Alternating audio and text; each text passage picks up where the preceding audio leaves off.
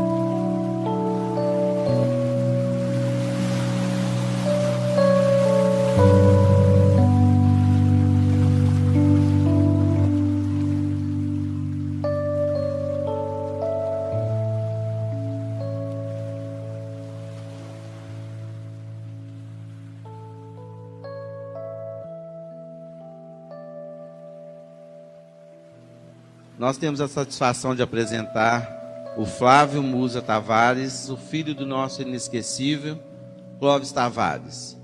Representa sua mãe, Dona Hilda Tavares, e também representa a Escola de Jesus Cristo de Campos, Rio de Janeiro, a qual preside, além de filho do biógrafo de Chico, Clóvis Tavares, teve a honra de visitar Chico Xavier por várias vezes e recebê-lo em sua casa inúmeras oportunidades.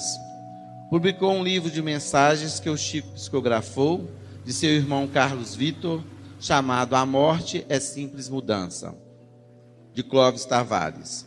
Mediunidade dos Santos, Célia Lúcius, com mensagem de Clóvis Tavares, psicografadas por Chico, e outros sobre a personalidade de Allan Kardec. Com a palavra, o nosso estimado irmão Flávio Musa Tavares. Meus irmãos, que a paz de Jesus esteja com todos. O que eu escrevi quando eu fui convidado pelo Geraldo Lemos foi que, diante das personalidades realmente amigos diretos de Chico Xavier, eu me sentia um pouco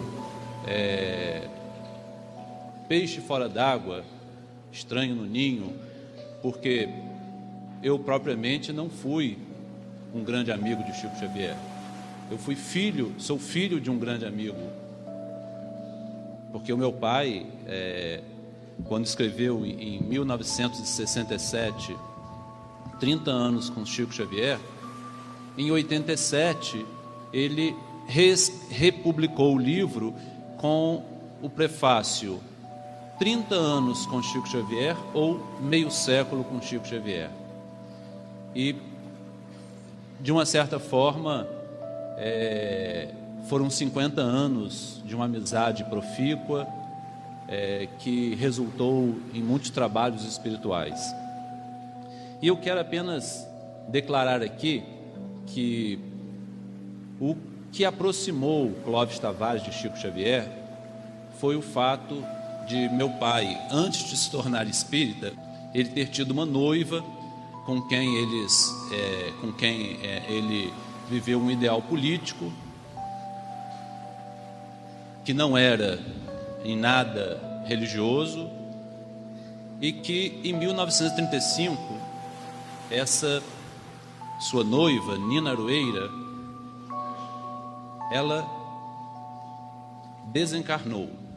E eles, enquanto jovens enamorados, voltados para uma causa política, eles tinham um sonho de ter um filho, e deram a esse filho um nome não comum, chamado Liu, L-I, 2 L's.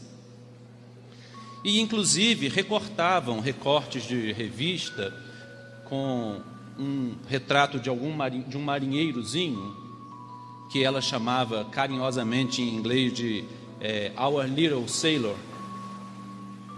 E esse pequeno marinheiro, um espírito, após a desencarnação de Nina, um espírito que mais tarde nós viemos a saber que era a personalidade espiritual de Santos Dumont, ele quis ser este marinheiro. Ele se auto-escolheu ser o filho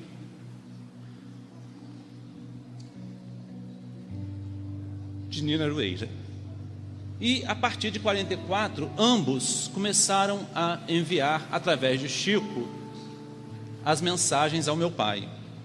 Ora Nina Aroeira, ora Liu. Sendo que algumas vezes veio a mensagem também assinada por Santos Dumont. Todas essas coisas estão assim em livros esparsos.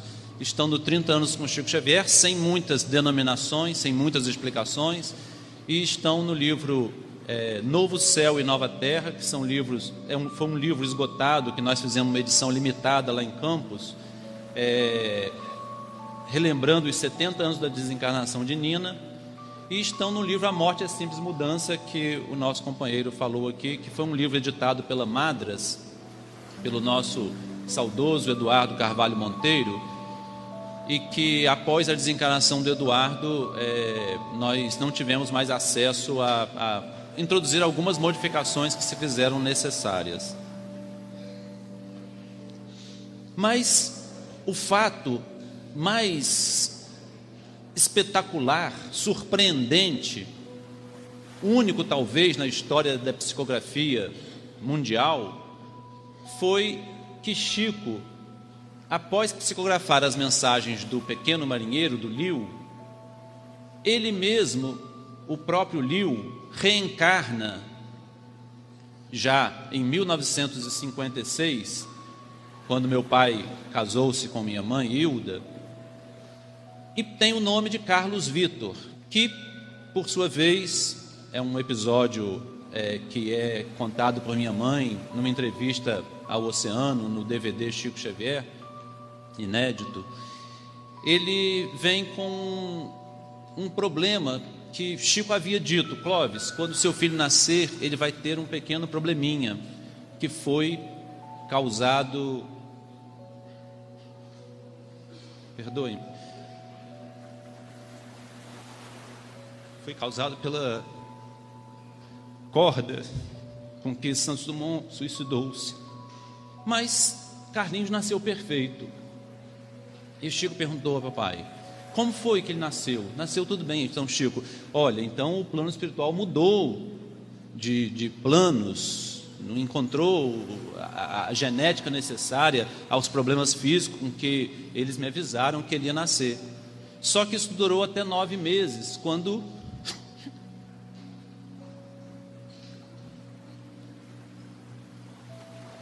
de uma queda simples, foi um carrinho de bebê, ele fraturou a coluna cervical, que segundo Chico já estava fraturada na vértebra perispiritual, e viveu 17 anos tetraplégico. Desencarna em 1973, no mês de fevereiro, e no mês de julho, no dia seguinte do dia de Santos Dumont, no dia 21 de julho de 1973, numa viagem de meu pai costumeira a Uberaba, ele dá a sua primeira comunicação, que está no livro do Dr. Elias Barbosa, Entre Duas Vidas, que o Dr. Elias fez questão de encerrar o livro com a mensagem do meu irmão e com a carta que meu pai enviou para ele, fazendo as explicações. Mais tarde, então, eu iria reunir todas as 8 mensagens de Carlinhos e fazer o livro A Morte é Simples Mudança, que era um livro que meu pai gostaria de ter escrito, mas não teve tempo. E eu fiquei com essa incumbência psicologicamente, uma obsessão de tentar terminar tudo que meu pai quis fazer e não pôde, não deu tempo. Um deles foi a Mediunidade dos Santos, o outro foi o Retrato Espiritual de Kardec, que já está encaminhada a publicação. O outro, A Morte é Simples Mudança, que é uma frase que Carlinhos repete em várias mensagens: a morte é simples mudança. E isso tem umas novas, uns novos corolários a partir desta frase. E ele mesmo, meu pai, enviou através do Chico, após a desencarnação, 6 mensagens que nós também estamos reunindo em livros, embora algumas delas foram publicadas na imprensa e em alguns livros esparsos, de comentários do Caio Ramachotti, do Dr. Elias Barbosa. Nós vamos reuni-los para comentar mais particularmente as mensagens do ponto de vista familiar e doutrinário.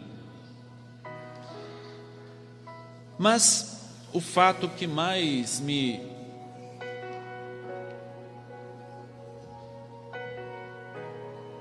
impulsionou a aceitar esse convite do Geraldo Lemos foi o que une um dos trabalhos que o meu pai fez à mediunidade de Chico Xavier, que muitos de nós podem estranhar. Por que tanta homenagem a Chico Xavier? O que teve ele de diferente em relação a outros companheiros que são leais intermediários das duas dimensões da vida? Eu penso, expandindo um pouco o pensamento dos que pensam a doutrina espírita e tentam entender que fenômeno é esse que aconteceu com Chico Xavier, ou, parafraseando a frase dos discípulos de Jesus, referindo-se a Jesus: quem é este, pois? Quem é este Chico Xavier, pois, que tornou-se um intermediário tão fiel da espiritualidade, a ponto de converter-se num protótipo? O protótipo é algo que em mecânica, em eletrônica, na ciência, o protótipo é uma primeira apresentação, primeiro modelo de algo experimental que breve será utilizado como padrão. E eu, pensando um pouco sobre os fenômenos biológicos, psicológicos, neurológicos, que aconteciam no corpo de Chico Xavier, eu tenho a impressão, e a ciência um dia vai poder explicar isso, que Chico não era como nós. Ele era um protótipo da espiritualidade do homem da Era Nova, prevista por Allan Kardec no último capítulo de A Gênese.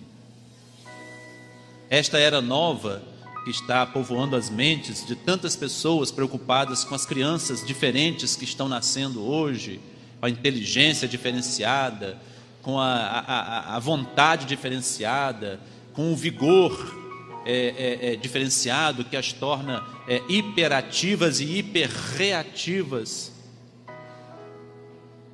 Alguns falam em reencarnação de crianças de outras galáxias.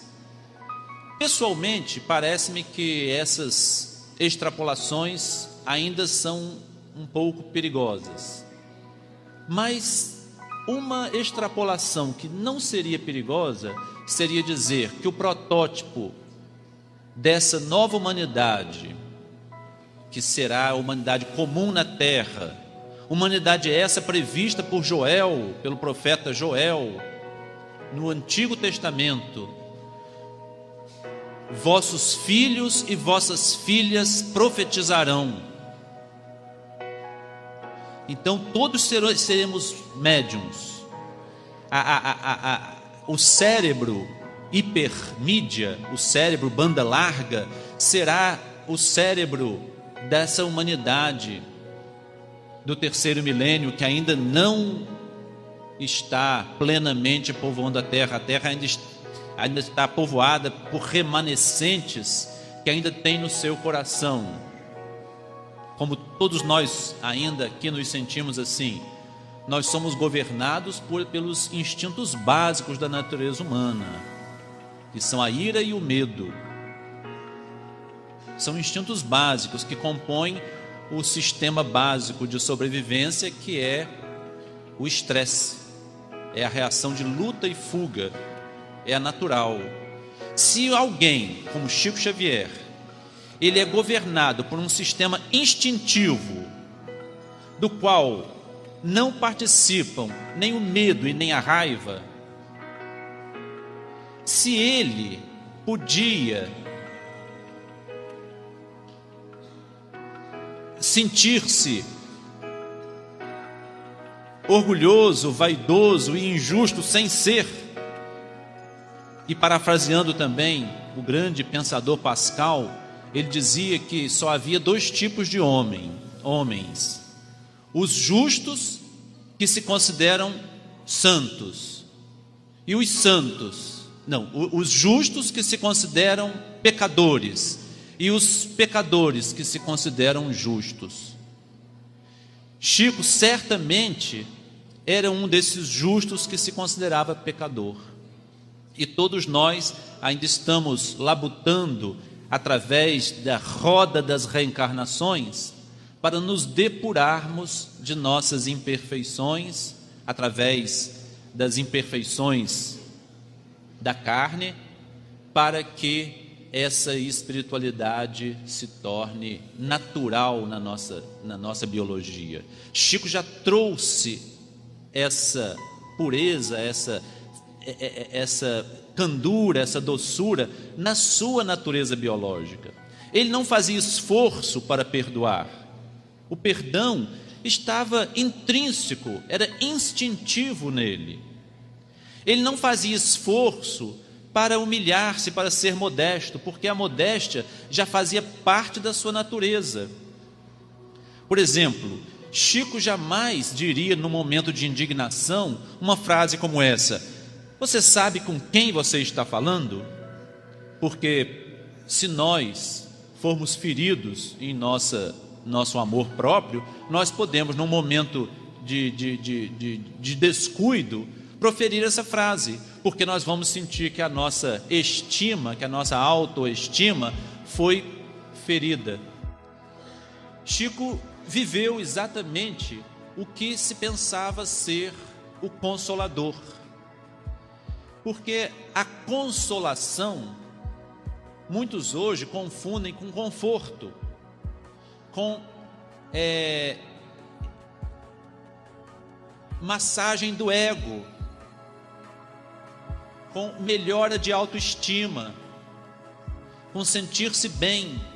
E não é exatamente essa que é a ideia do Cristo Consolador, do outro Consolador, da promessa feita no Evangelho de João de um outro Consolador. E nem é essa a identidade que o Espiritismo kardeciano assume em O Evangelho segundo o Espiritismo, no capítulo Cristo Consolador. Porque, se nós formos ler o capítulo, ele fala sobre as causas pregressas das aflições humanas, as causas atuais das aflições humanas. E qual não é o Consolador, senão aquela noção de que tudo é justo. Todo o nosso sofrimento, todas as nossas aflições, elas têm uma motivação na lei de causa e efeito, que tudo governa, que, como alguém lembrou aqui ontem, a justiça, ela vem primeiro, a misericórdia tempera a justiça, mas não há como fugir àquela assertiva do apóstolo Paulo: Deus não se deixa enganar, o que o homem semear, isso mesmo colherá. Se não me engano, está na Epístola aos Gálatas, capítulo 6. E que identidade religiosa, a não ser o Espiritismo, doutrinariamente constituído, que faz cumprir esta assertiva do apóstolo Paulo? E Jesus mesmo diz bem: nenhum iota passará. Iota é a menor letra do alfabeto hebraico. Ela não tem, é um i sem pingo. Não passará nenhum iota sem que tudo isto seja cumprido. Portanto, a lei de justiça é fundamental. E eu dizia que há um fato mais que une a vida do meu pai e a vida de Chico. Em 1939 é assinado pelo espírito de Emmanuel o prefácio do livro 50 anos depois. E é um livro, como todos sabem, que retrata a vida da excelsa Célia Lúcius, um espírito que não faz parte da nossa humanidade, que também não é governado por esse sistema de luta e fuga que faz parte da nossa biologia. A biologia de Célia era outra. Ela não produzia adrenalina e neurotransmissores como nós produzimos. Ela era feita de outra constituição. Portanto, esse romance trata da vida de Célia em várias partes. E diz Emmanuel no prefácio que a igreja ainda lhe guarda os registros e as relíquias, embora com algumas modificações introduzidas pelo dedo vicioso dos registros humanos. E nós vemos aqui como é difícil o trabalho de resgate histórico que o John Harley está fazendo, como o Oceano está fazendo através de registro de imagens.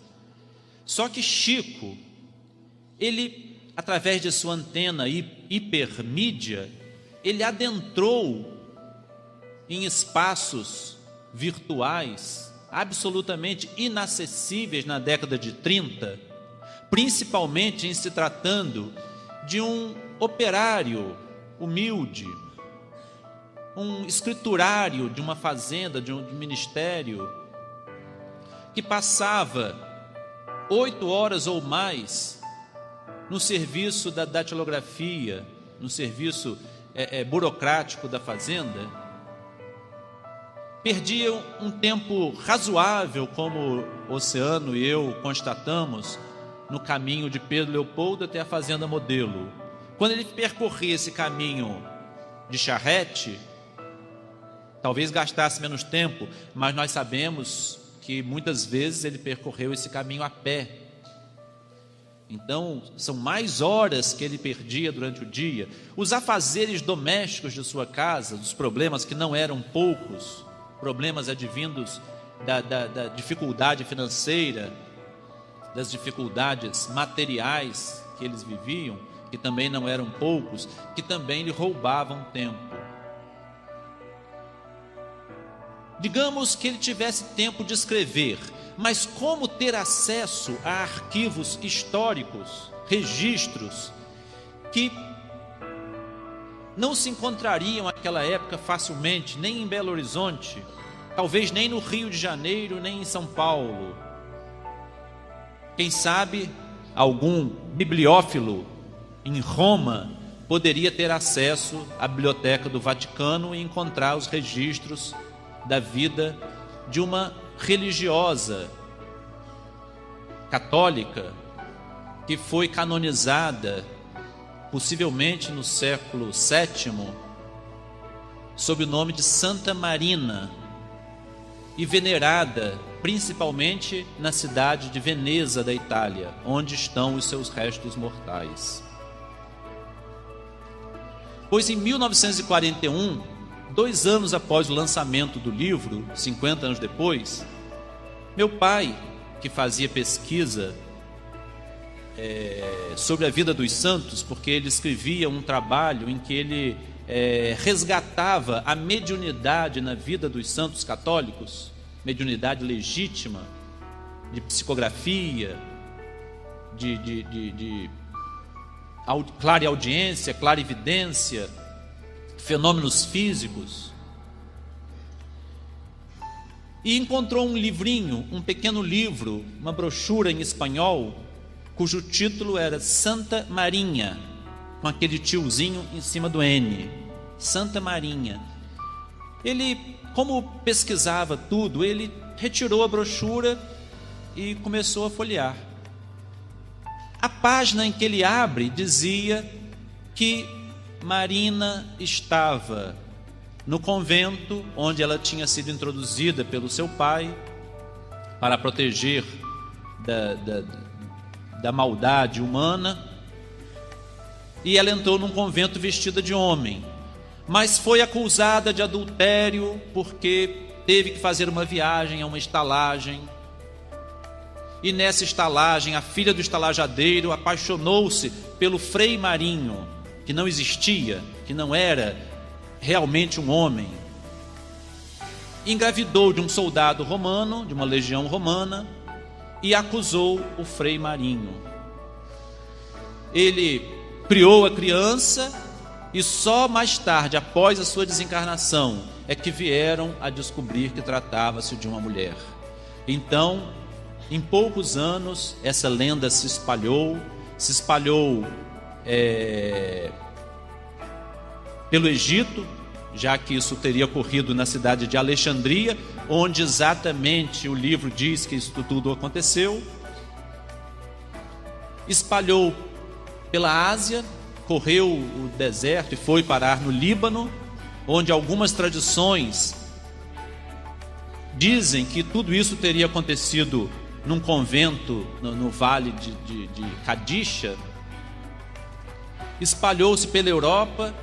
Existe uma cidade na Espanha, na Catalunha, chamada Prat-Dip, onde quase todas as coisas na cidade, ruas, praças, monumentos, igrejas, são em homenagem a Santa Marina, Santa Marinha, como eles chamam.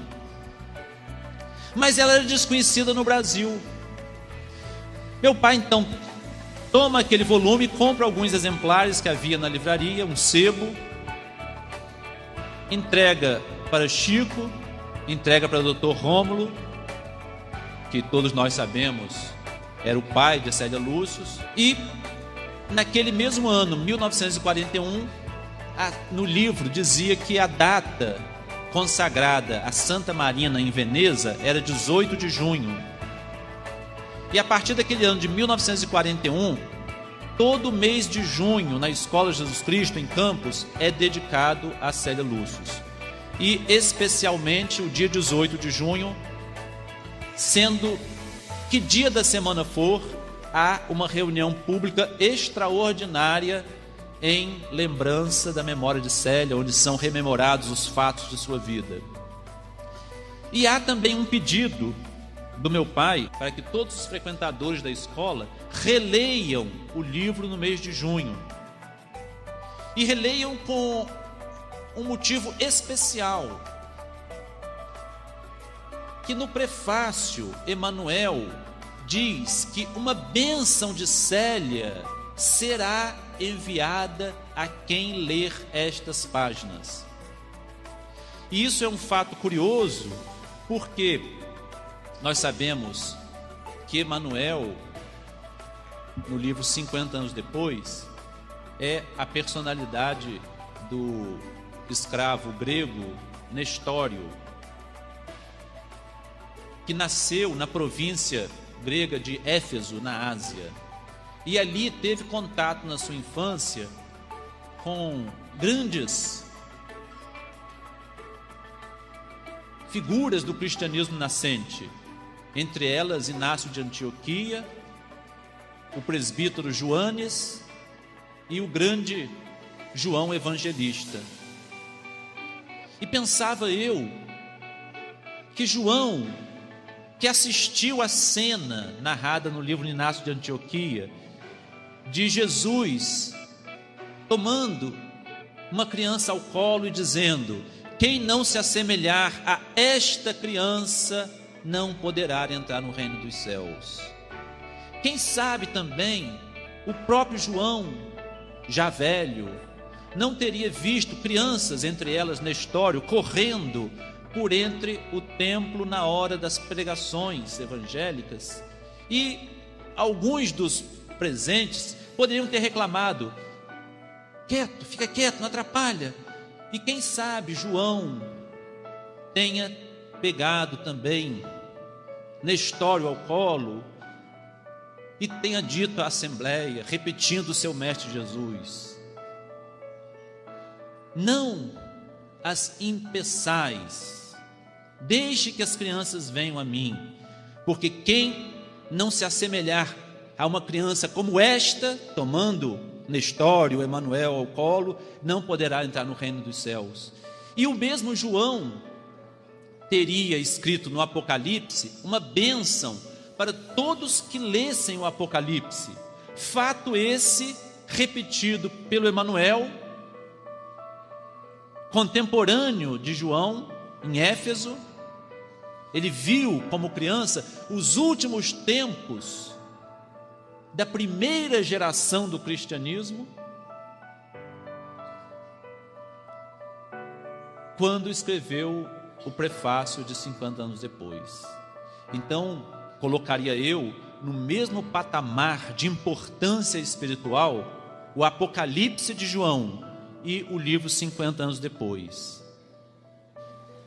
Portanto, eu gostaria de, com a figura super-humana de Célia Lúcius, render a homenagem a este protótipo do homem do terceiro milênio, ou do homem interexistente, como disse Herculano Pires, que é o nosso querido Chico Xavier. Que Deus o abençoe, o engrandeça e o glorifique sempre. Assim seja.